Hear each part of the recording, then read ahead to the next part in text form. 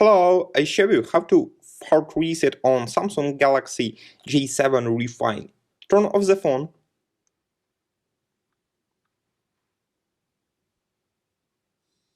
Next, press and hold the power button, volume up key and home button for a few seconds.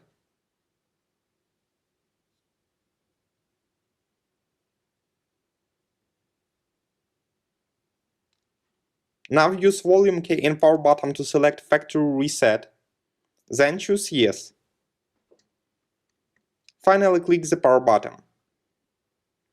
Your device will now restart. Successfully, the hard reset is completed now. Subscribe to our YouTube channel and rate the video.